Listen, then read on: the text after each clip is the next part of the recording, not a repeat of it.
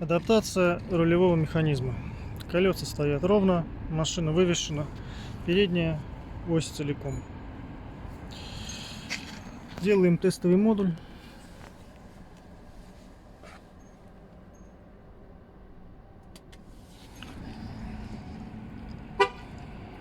Руль крутится, колеса поворачиваются.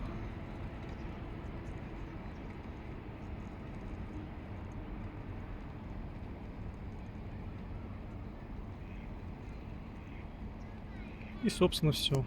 На этом у нас получается ошибка. Вот такая.